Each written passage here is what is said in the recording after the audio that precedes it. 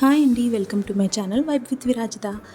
Thumbnail చూస్తే అర్థమయ్యే ఉంటుంది కదా. ఈ వీడియోలో నేను ఐబ్రోస్ ఎలా చేసుకుంటానో షేర్ చేసుకోవాలనుకుంటున్నా, చూసేయండి. ముందుగా నేను మాయిశ్చరైజర్ అప్లై చేసుకుంటున్నాను. బికాజ్ నేను రేజర్తో ఐబ్రోస్ చేసుకుంటానండి. నాకు రేజర్తోనే చాలా ఈజీగా అనిపిస్తుంది. థ్రెడ్డింగ్ నేను ట్రై చేశాను, కాకపోతే నాకు థ్రెడ్డింగ్ కొంచెం టఫ్గా అనిపించింది థ్రెడ్ చేసుకోవడం.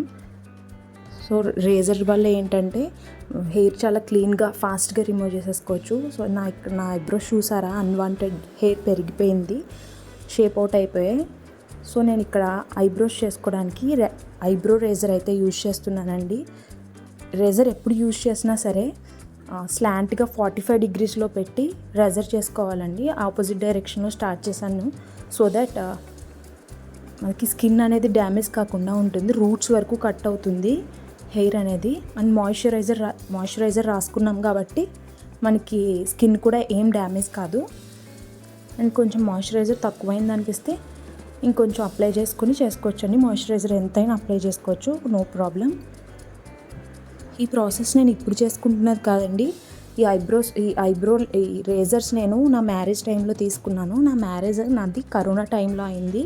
అప్పుడు బయటకు వెళ్ళడానికి లేదు. సో దట్ నేను ఇంట్లోనే ఎలా చేసుకోవాలి అని చూస్తుంటే నాకు రేజర్ ఈజీ అనిపించింది.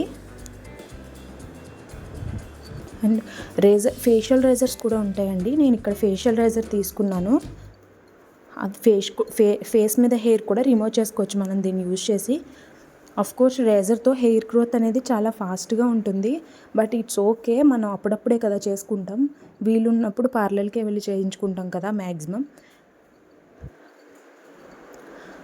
సో మనకి అన్వాంటెడ్ హెయిర్ ఎక్కడెక్కడ ఉందో చూసుకొని రిమూవ్ చేసేసుకోవడమేనండి. సెకండ్ ఐ కూడా సేమ్ ప్రాసెస్ రిపీట్ చేద్దాం.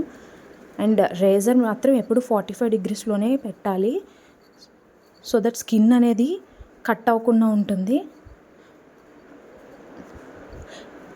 ఇది స్టార్టింగ్లో నాకు కొంచెం టైం పట్టిందండి, 15 to 20 minutes అట్లా పడుతుంది. బట్ అలా చేసుకునే కొద్దీ అలవాటు అయిపోతుంది. ఇప్పుడు నేనైతే 5 minutesలో చేసేసుకుంటాను. ప్రతిసారి పార్లర్కి వెళ్ళడం కుదరదు కదా కొన్ని సిచ్యువేషన్స్లో. అలాంటి టైంలో రేజర్స్ అయితే బాగా హెల్ప్ అవుతాయండి. ఇదే ప్రాసెస్ నేను 1.5 year నుంచి చేసుకుంటున్నాను. నాకైతే ఎలాంటి ప్రాబ్లం అనిపించలేదు. ఎవరైనా ట్రై చేయాలనుకుంటే ట్రై చేయండి. అండ్ ఇక్కడ అదే చెప్తున్నాను, 45 డిగ్రీస్లో పెట్టుకోవాలని. యాక్చువల్గా నేను మాట్లాడానండి వీడియోలో, బట్ నా వాయిస్ అనేది క్లియర్గా లేదు, ప్లస్ నాయిసెస్ అనేవి వస్తున్నాయి. ఇక్కడ నా ఐబ్రోస్ చూసారా, డిఫరెన్స్ మీకే తెలుస్తుంది కదా. సో నేను ఫేస్ అయితే వాష్ చేసేసుకున్నానండి. ఐబ్రోస్ వాష్ చేసుకున్నాక నేనైతే ఐబ్రో పౌడర్ కొంచెం వేసుకుంటున్నాను అండి. నా ఐబ్రోస్ కొంచెం లైట్గా ఉంటాయి. నాకు పెన్సిల్ వాడేదాన్ని, బట్ నాకు పెన్సిల్ ఎందుకు అంత న్యాచురల్గా అనిపించలేదు. సో నేనైతే ఐబ్రో పౌడరే యూజ్ చేస్తున్నాను. కొంచెం కాజల్ అప్లై చేస్తే లుక్ మారిపోయింది, చూసారా. So ready to go. 5 minutesలో చాలా సింపుల్గా ఇంట్లోనే ఉండి క్విక్గా చేసేసుకోవచ్చు. వీడియో నచ్చితే లైక్ చేయండి, షేర్ చేయండి, సబ్స్క్రైబ్ చేయండి. See you in the next video. Bye bye.